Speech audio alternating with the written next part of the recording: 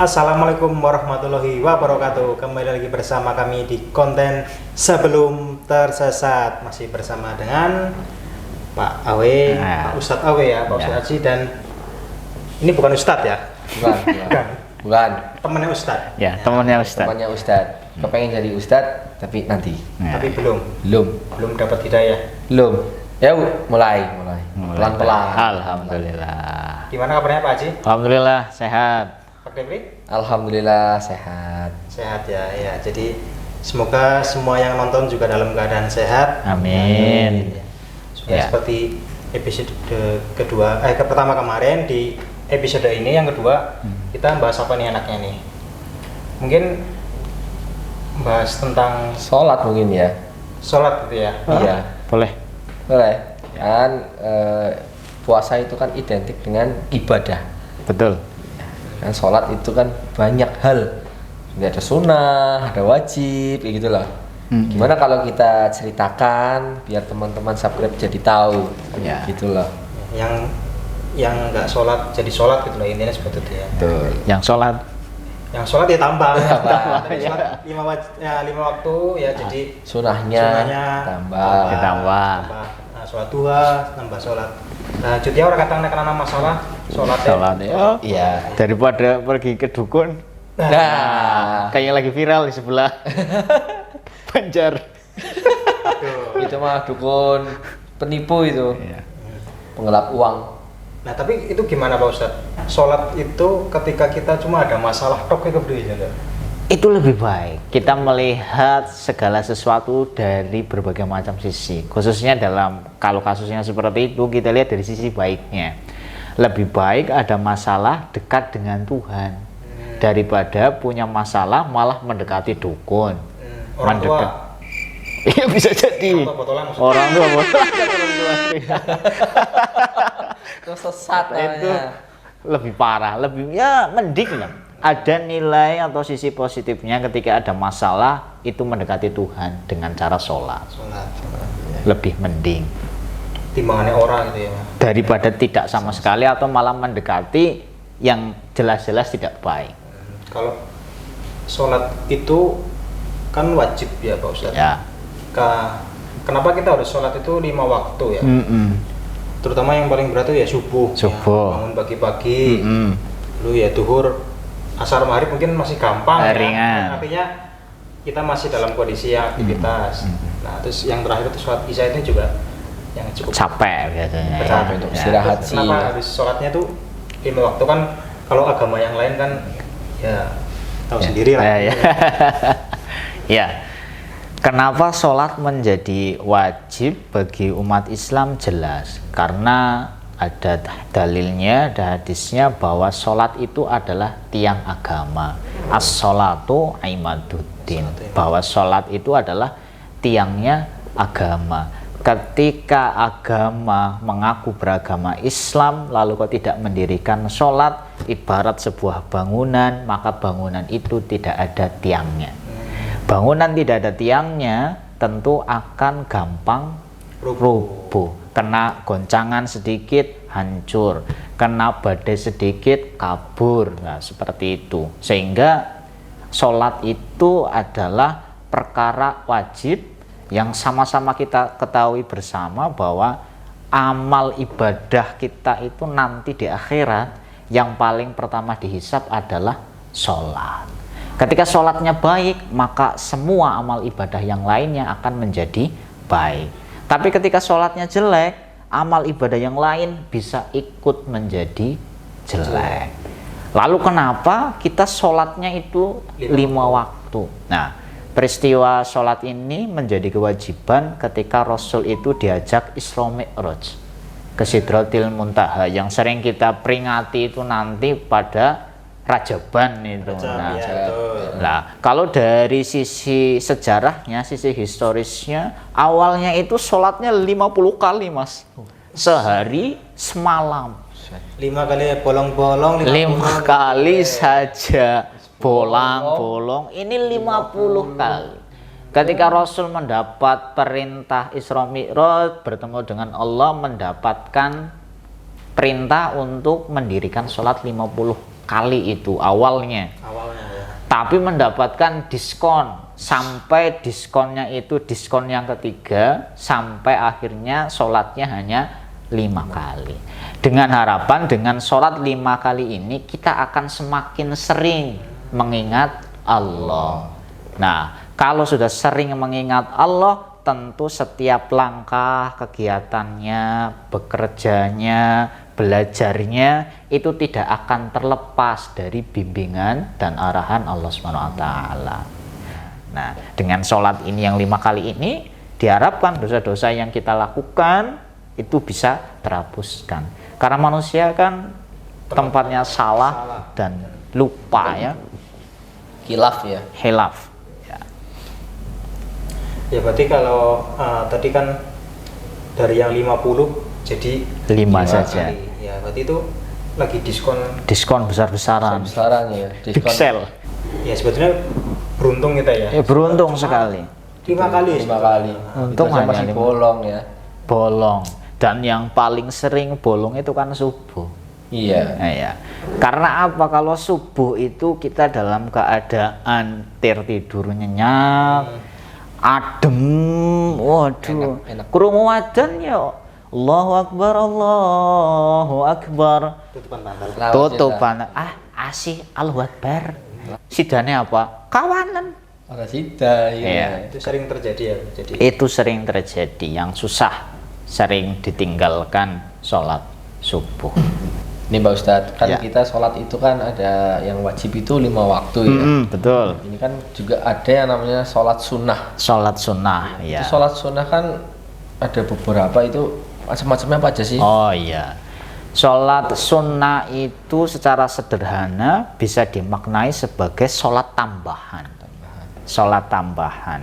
Lah, sholat tambahan tentu statusnya tadi kan sunnah. Sunnah itu kemarin di konten yang pertama kita ada hukum taklifi itu. Sunnah itu artinya dikerjakan berpahala, ditinggalkan tidak masalah. tapi rugi ya. Tapi rugi.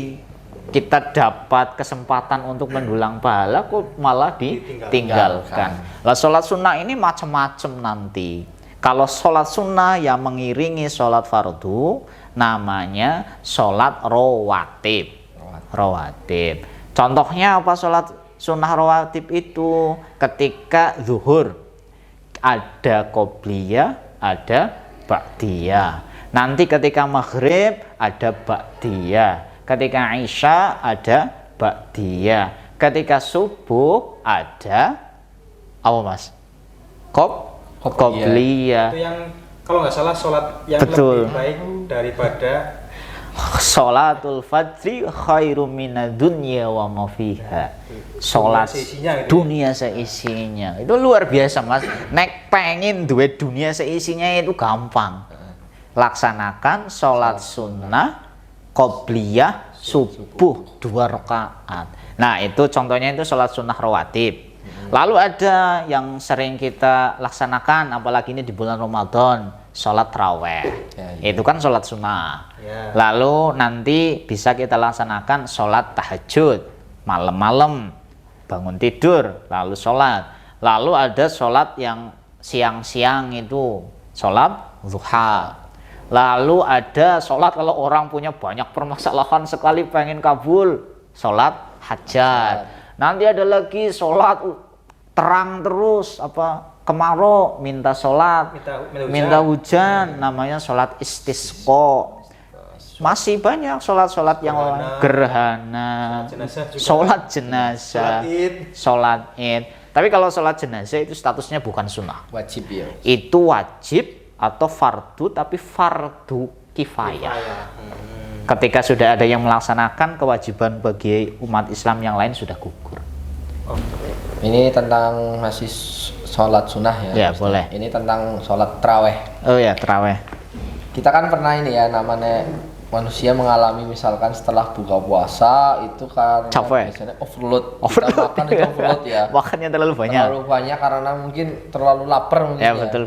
Nah, boleh nggak sih kalau kita sholat tarawih itu nantilah? Nanti. Kan ada mesti orang yang gitu nantilah. Ya. Mungkin nanti sekitar jam 8, jam 9 ya gitu boleh atau tidak sih? Artinya sholat tarawihnya tidak dilakukan berjamaah Betul. dengan orang lain di Di masjid. masjid. Sholat tarawih sendiri. Sholat sunnah tarawih itu kan sudah jelas namanya sunnah.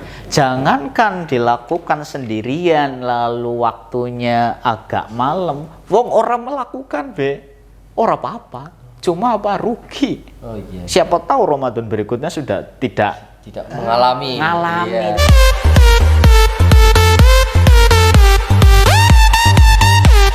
Traweh lagi. Jadikan traweh kita itu jadi anggaplah traweh yang terakhir sehingga ibadahnya maksimal. Sholat traweh itu mau dilakukan jam 10 ya boleh, 11 ya boleh, 12 ya boleh. Yang penting dilakukan setelah sholat Isya. Oh iya. Yang penting dilakukan setelah sholat Isya. Tapi yang selama ini terjadi tuh kok masih ada Sudah banyak sholat, ya. nah. Sudah sholat Iya. tapi maksiatnya jalan. Oh, Itu kira-kira- sholat jalan, maksiat Maksiat jalan. Nah ini. Nah, ketika terjadi seperti ini, fenomena seperti ini, itu jangan sholatnya yang disalahkan.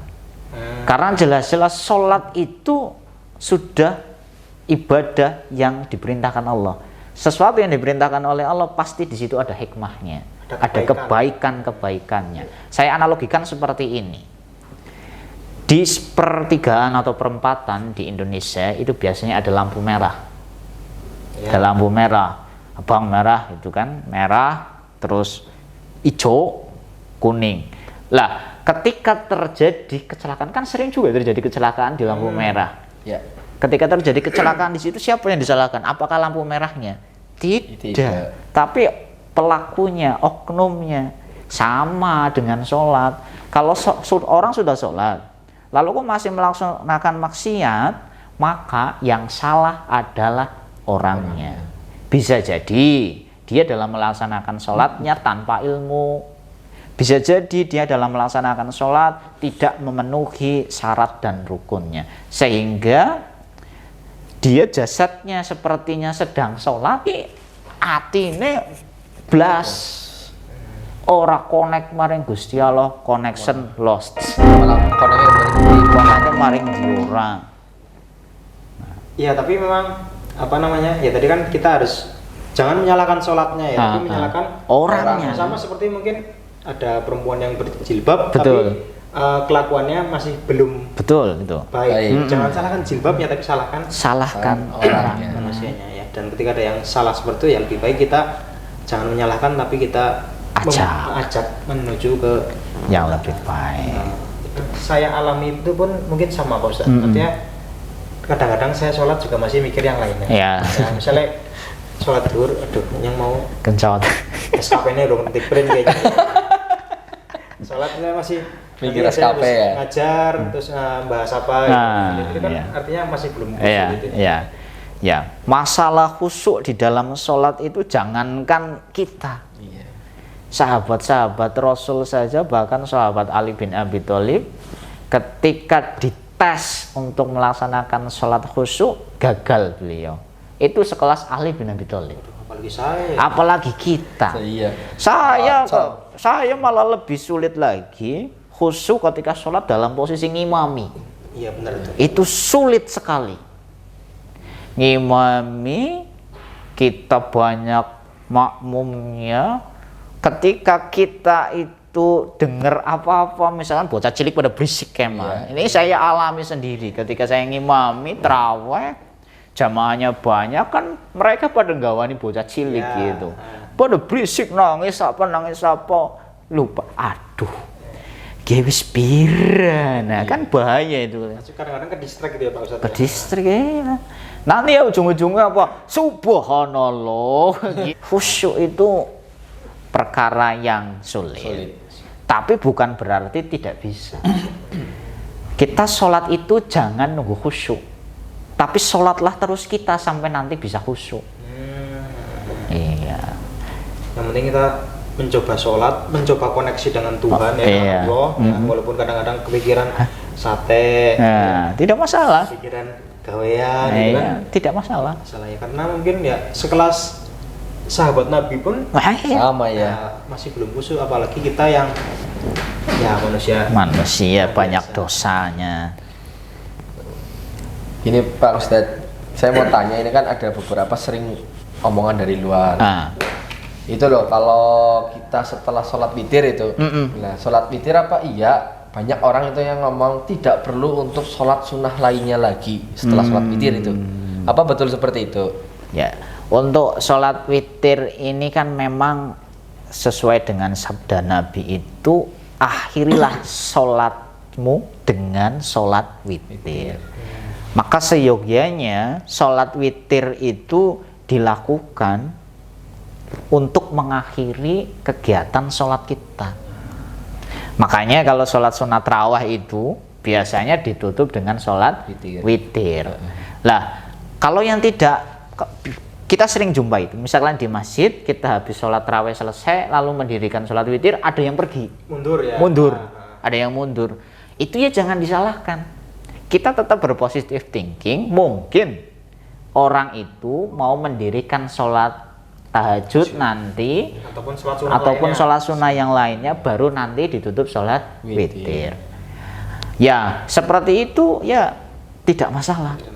Tapi kalau sudah sholat witir, habis tarawih kita witir, lalu kita tidur, lalu kita bangun mendirikan sholat tahajud, apakah boleh?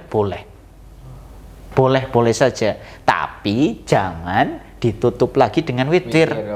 Karena witir itu kan ganjil 3, tambah witir lagi 3, jadinya nanti 6. Sehingga tidak witir lagi tapi genep. Ya, ini boleh-boleh saja Mas seperti itu. Maksud adanya sholat raweh ditutup dengan sholat witir itu adalah sebagai bentuk kehati-hatian. Daripada sholat raweh selesai terus ngomong, lah saya nanti sajalah witirnya, bali disit, makan, tidur bablas. Sholat sunnah yang lain tidak kena, witirnya ya bablas. Itu sebagai bentuk kehati-hatian saja. Ya, berarti tidak perlu diperdebatkan. Tidak perlu diperdebatkan. Ya ada sedikit perbedaan, tapi memang ya semuanya benar. Semuanya benar. Atau mungkin juga ada yang kadang-kadang sholat 11 terus ada yang mundur mundur dulu karena dia ada yang sholat tarawihnya 20 ya. 20. Ya. Itu ya sah-sah saja, tidak masalah. Kan diambil yang paling cocok aja. Paling cocok saja. Cocok sholat tarawih 11 perlu dikur ya. 23 gitu. Semuanya benar, yang salah yang tidak mau melaksanakan. Itu. Biasanya sing debat ki sing ora pernah sholat. Sing ora pernah sholat. Saya nggak tarawih dolanan mercon. Dolanan mercon. Nggak wayah nyamikan melu. Iya. Kayak siapa nih? Raweh lancar. Terawih ya. Sip. Alhamdulillah. Ya berarti tadi seperti itu ya. Nah, untuk sholat berjamaah itu bagaimana Pak Ustadz? Terus kalau misalnya ada ketentuan laki-laki itu wajib sholat di masjid dan perempuan itu lebih baik di rumah. Ya, yang saya dengar itu seperti itu. Iya. Sholat jamaah tentu dibandingkan dengan sholat munfarid ya. Kalau sholat sendiri namanya sholat munfarid. Sholat jamaah dengan sholat munfarid itu nanti kalau dilihat dari segi pahala yang didapat itu akan berbeda 27 derajat. Kan pernah dengar seperti itu. Lah 27 derajat itu seperti apa? Ben urusannya Gusti Allah. Yang penting kita sudah tahu ada perbedaannya. Kalau sholat munfarid 1 derajat, kalau sholat berjamaah jadi 27 derajat. Lah derajat apa yang dimaksud? Ben itu urusannya Gusti Allah saja. Hitung-hitungannya yang di atas. Lah salah satu keuntungannya sholat jamaah sudah pasti sholat kita diterima. Sah sholatnya. Karena apa? Rahmatnya Allah itu bersama jamaah. Rahmatullah ma'al jamaah. Rahmatnya Allah, kasih sayangnya Allah itu beserta jamaah. Kalau kita sholat sendiri, rukun sholatnya misalkan Al-Fatihahnya tidak betul, atau nanti takbirnya tidak betul, itu bisa tidak sah sholat kita. Tapi kalau kita berjamaah sudah dapat dipastikan sholatnya sah dan insya Allah diterima oleh Allah Subhanahu Wa Taala. Lalu kaitannya dengan kalau laki-laki seyogyanya memang berjamaah. Kalau perempuan lebih baik sholat di rumah atau boleh berjamaah, yang penting tidak menimbulkan fitnah. Artinya dalam menuju masjid itu tidak sendirian, sehingga tidak menimbulkan fitnah, beserta dengan mahramnya. Misalkan pergi ke masjidnya bareng suaminya, bagus-bagus saja. Ini tidak bisa dijadikan alasan wong wadon ya wis sembayangan omah poen. Kadang-kadang masih. Nah, tidak untuk dijadikan seperti itu. Ketika kok bisa ke masjid, mau masjid lebih dekat misalkan, itu ya lebih baik tentu di masjid. Dan saya yakin sholat di masjid itu akan lebih mudah khusyuk dibandingkan sholat di rumah. Bayangkan saja lagi sholat Allahu Akbar, pintunya diketok, der, paket. Nah, bubar. Langsung sholatnya di speednya ditambah set. Ya kok like speednya tambahi, mau disit lah. Engkau disit.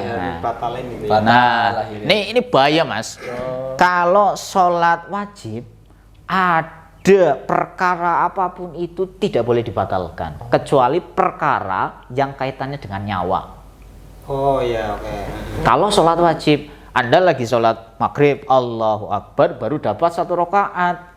Kok ana wong gedor-gedor pintu, arep njaluk banyu lah, arep njaluk medangan lah, itu Anda tidak boleh membatalkan sholat Anda. Anda dosa kalau membatalkan. Oh gitu. Kecuali lagi Allahu Akbar di depan Anda mau terjadi pembunuhan, baru ini boleh dibatalkan. Beda cerita kalau sholat sunnah. Kalau sholat sunnah, Allahu Akbar, misalkan ini kita sholat tahajud, bangun malam-malam masih ngantuk, Allahu Akbar, baru baca Al-Fatihah, terus wis mulai ngantuk terus batin, ora kuat, tidur tidak masalah. Karena itu sunnah. Itu sholat sunnah. Nah, itu kalau sholat wajib kan tidak boleh membatalkan ya, kecuali ada bahaya mesti pembunuhan. Maksud kayak bencana alam kayak gitu, ya bisa gempa atau banjir atau mungkin kebakaran gitu, kita nggak masalah kan untuk membatalkan sholat itu. Karena itu statusnya darurat. Ya. Kayak yang sekarang lagi bulan Ramadan viral itu kan banyak terjadi imam-imam ketika sholat meninggal dunia. Sempat lihat tidak? Ya, nah, tahu. Nah, itu ketika imam kan di depan, lalu kok meninggal dunia, gludek begitu. Nah, itu tidak boleh semuanya membatalkan sholatnya. Kalau statusnya sholat wajib, maka yang paling dekat dengan imam tersebut harus mengganti maju. Ganti ini sholatnya diselesaikan baru ngurus. Kalau sholatnya wajib. Berarti itu dibiarkan dulu. Dibiarkan. Walaupun misal mohon maaf ketika imamnya jatuh, tapi dia masih hidup, misalnya kejang gitu ya. Itu kita diamkan. Ya bisalah salah satu menggantikan menjadi meneruskan sholatnya, yang tidak terdekat di situ bisa, kalau itu memang dalam keadaan kejang-kejang darurat. Iya. Jangan langsung rampung kabeh sholatnya bubar. Nah, tidak bisa. Kalau sholatnya sholat wajib. Kalau sholat jamaah dengan ayang boleh nggak? Sholat jamaah dengan ayang. Berdua dengan ayang. Kalau sholat jamaah berdua dengan ayang, di mana? Ya kan paling kalau ayang lagi ngapel ke rumah, ayo jamaah ya. Sholat itu sholat ya, sholat. Biar itu kan sudah dihitung jamaah. Lah, ketika ini sama-sama laki-laki, tentu satu di sebelah depan sini, satunya di sini, yang laki-lakinya di sebelah kanannya. Belakang, ya. Ya. Ketika laki-laki perempuan dan ini mahram, masih mahram, maka si perempuan di sebelah kirinya. Lah, ini kok ketika asih pacaran, ki lanang, ki wadon, ki neng kene di sebelah kirinya, burung wayah mas. Berarti nggak boleh.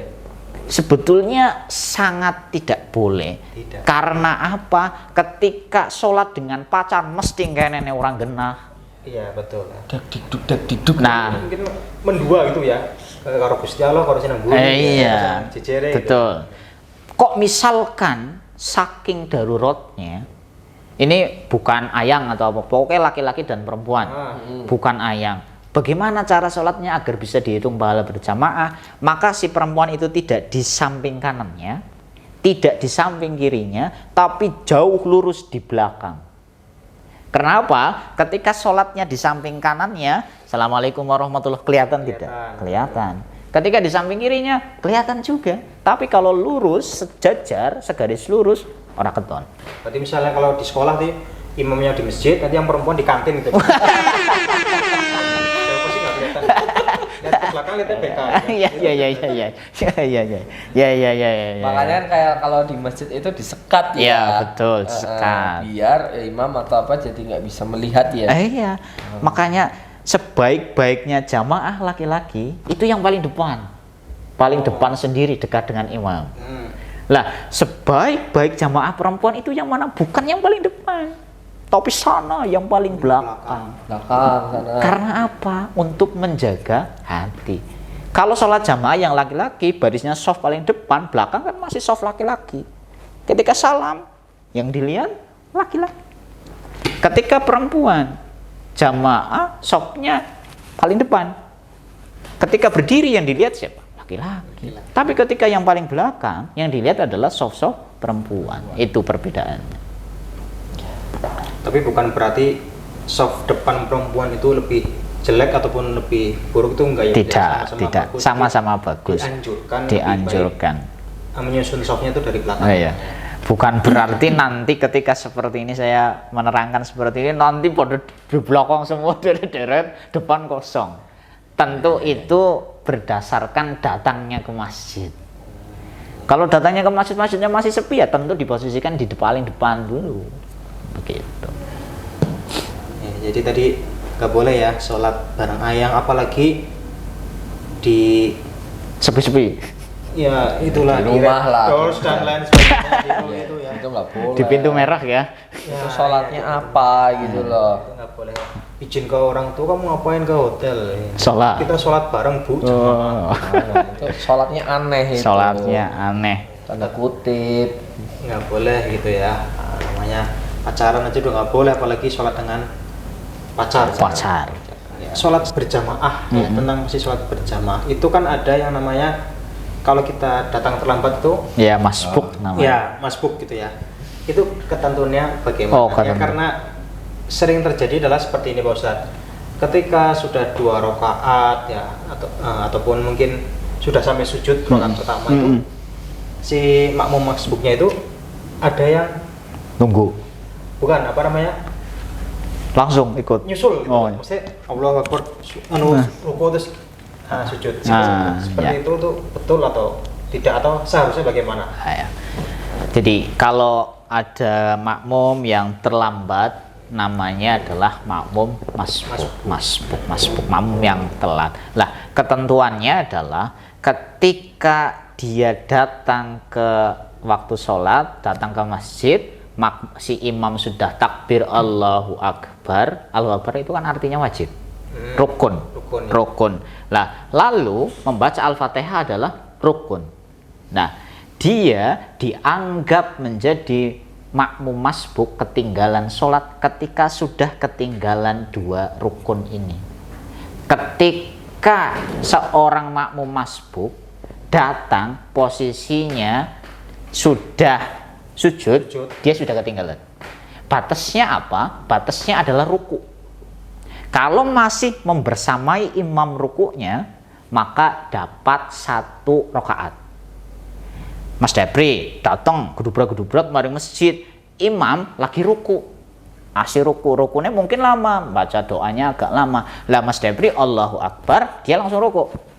Barengi imam ruku meskipun hanya 1 detik misalkan. Orang ketinggalan ruku, Mas Depri dapat 1 rakaat.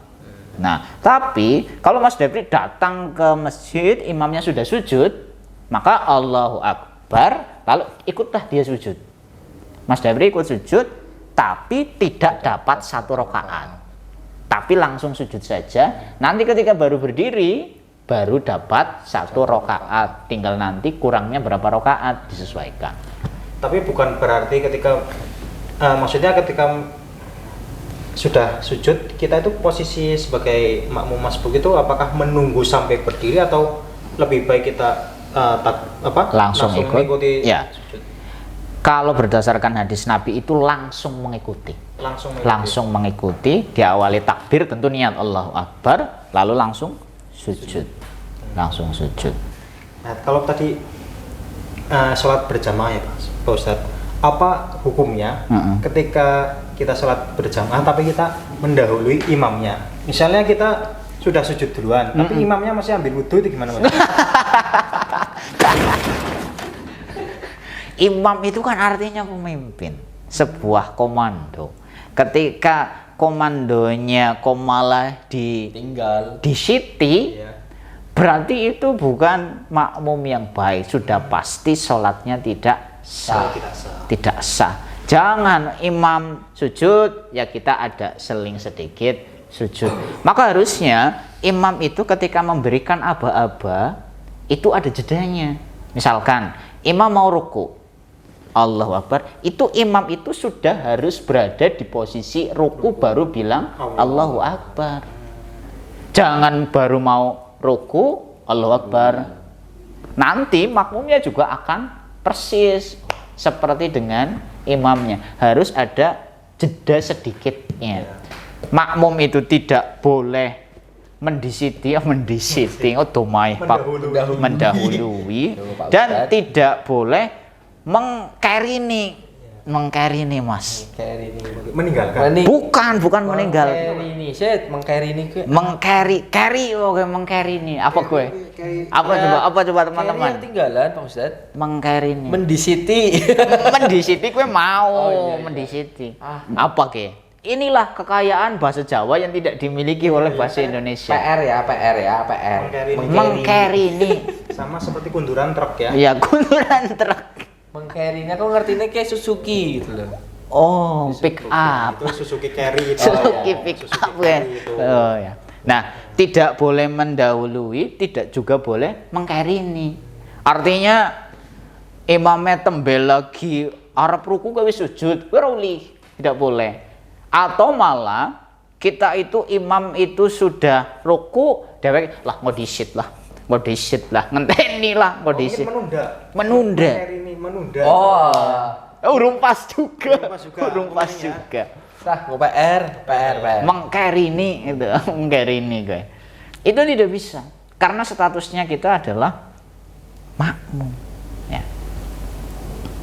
Tuh, ya jadi itu ya, nggak boleh mendahului imam sebagai makmum.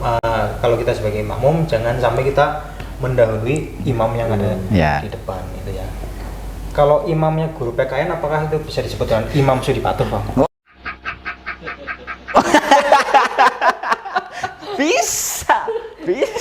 Bisa sekali ya. Maaf Pak Imam. Kalau imamnya orang Dapodik bisa dinamakan Imam Sudiprai ya, Sudidapri. Sudiprai. Imamnya di tengah laut bisa dipanggil Imam Samudra. Iya. Iya.